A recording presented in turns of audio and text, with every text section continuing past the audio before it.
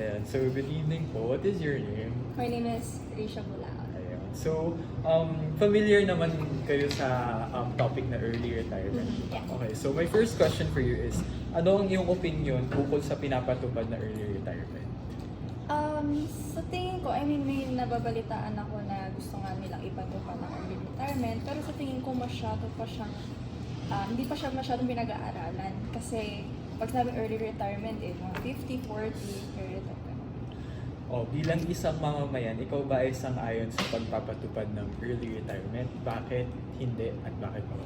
Para sa akin hindi, kasi katulad niya, sinabi ni Ma'am kanina, age is just a number. So hindi natin pwedeng bigyan ng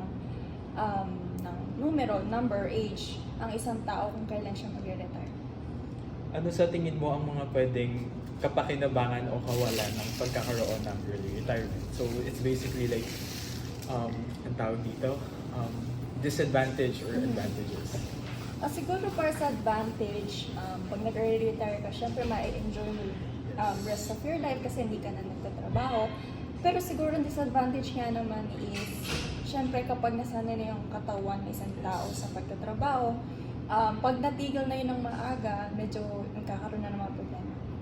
Ngayon, if ever na mapatupad to, ano ang mga or magbigay ka ng mga benepisyo na dapat matanggap ng mga mamamayan sa maagang pag-retire? Siguro number one na dyan yung pension.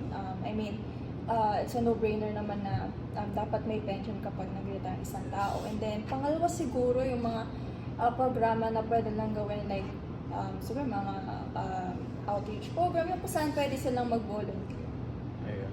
Yeah. Okay. Thank you, Ellie. Ano ang iyong opinion tungkol sa pinapatupad na early retirement? When it comes to early retirement, if kailangan, ibigay na. Para kasing, let's say for example, let's give chance to others. I am talking in the field of teaching. Let's say for example, marami ng mga bata na na-hone to be a good teacher, to be called as a specialist. So, and at the same time, they will benefit from it. If mangyayari yung early retirement. And if I'm not mistaken, hindi na, compulsory ba siya? Compulsory or optional? Optional.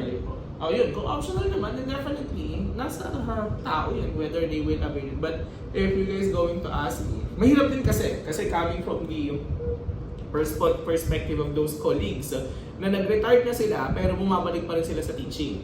Ang number one reason nila is, nagkakasakit ako pag hindi ako nagtuturo or hindi ako gumagalaw. So we also have to take consider of that one. Okay, pero kung health lang naman ang pag-uusapan, I guess discretion na nila yan. We do not have the rights to make it compulsory. Kasi nga, gaya ng sabi ko, if gano'n naman yung perspective nila, then why not?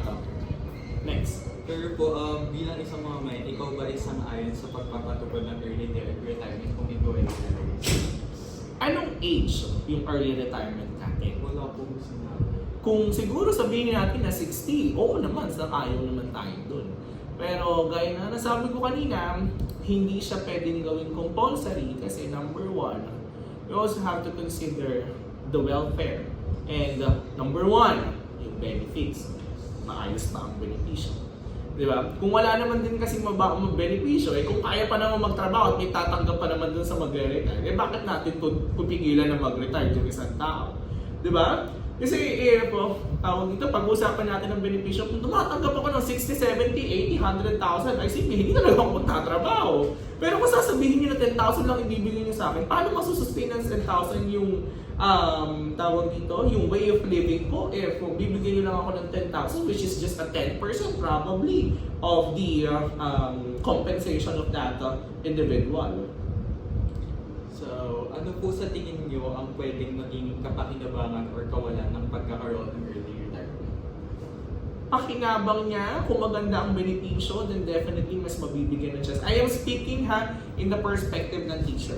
Mas mabibigyan ng time or at the same time, mabibigyan ng time yung mga younger, medyo mas bata natin ng mga teachers or specialista kung tawagin natin. Yun, ang kakulangan naman siguro niyan is pupuntuhan ko pa rin naman yung benepisyo pa rin. Kung ang kakulangan naman yan ay yun nga, wala namang matatanggap na pera, mababang pera, then definitely, bakit pa natin kailangan gawing compulsory siya? Speaking of benepisyo po, pwede po kayo magbigay ng mga benepisyo na dapat matanggap ng mamamayan sa maagang pag-retire? Okay, number 1, health card. Because, bakit ka nga ba mag-retire? Kasi number 1 reason dyan, deteriorating na yung work mo. Number 2, sama na natin, huwag tayong dito, huwag natin i-sugarcoat. St. Peter! Okay, Burial! Bakit? Kasi hello, saan naman din tayo papatungo, di ba? Doon pa rin naman. So, i-include na natin ang St. Peter para wala na silang for medication. Kasi kadalasan naman mga nagre-retire, may mga sakit na rin naman talaga. So, isama natin yan. Ano ba? Siguro, kung kaya ng housing, go ang housing. Okay, ibigay na natin lahat. Total, napakinabakan na rin naman ng gobyerno yung mga magre-retire, di ba? So, bigyan na natin housing. Allowance, allowance, health card, St. Peter, ano yung sinabi ko? Housing, ano pa ba? Mga medicine, allowance. Kasi kung walang allowance, mabuburyo yung mga yan. Magtuturo at magtuturo pa rin yan kung wala namang mga pera yan. Reality speaking na lang, based din sa mga colleague ko ng mga nagre-retire na ay naku, ba't ako mag-retire? Magkano na yung binibigay sa akin? Bigyan na St. Peter para kampante. Diba? Maging ako kampante ako pag binigyan ako ng St. Peter, na Diyos ko, wala na po problemahin ng pamilya ko. Ang iyong opinion ukol sa pinapatupad na early retirement? Opinion? Paano ba? Early retirement, hindi pa naman siya approved, di ba? Recommended pa siya. In my own opinion, parang mas okay ako doon sa dati na retirement age, which is 60. And then, medyo maaga kasi nire-recommend nila na early retirement year, which is 50 years old. So, sa akin, medyo 50-50 ako na pwedeng okay, pwedeng hindi, pwedeng in favor or not in favor because considering lahat ng mga factors. Kasi kung 50 years old naman, may mga instance pa rin naman ang 50 years old na 50-year-old na individual can still work. Okay?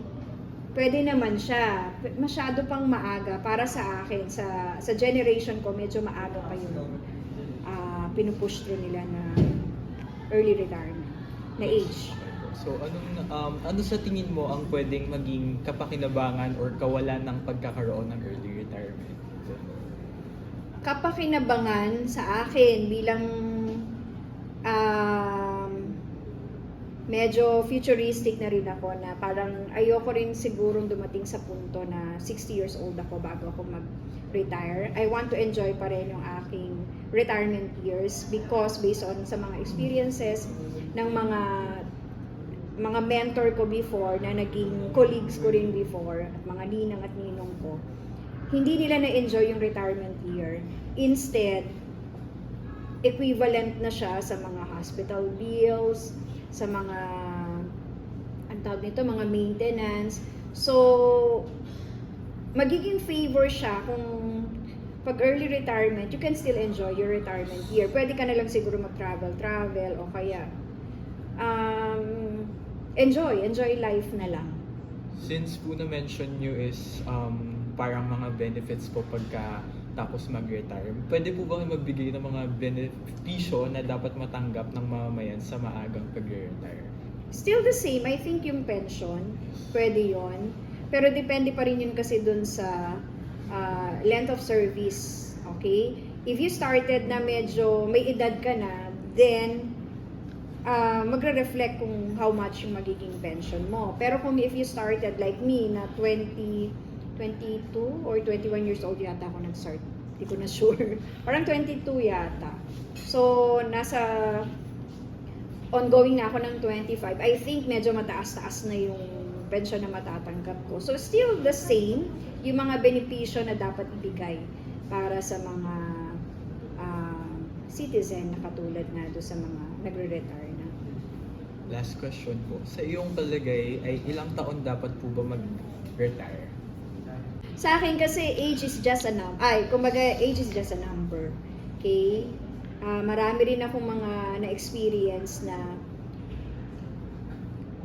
ano na siya, 60 plus na siya, pero able pa rin to do the same na hindi rin kaya ng mga mas bata-bata sa kanya.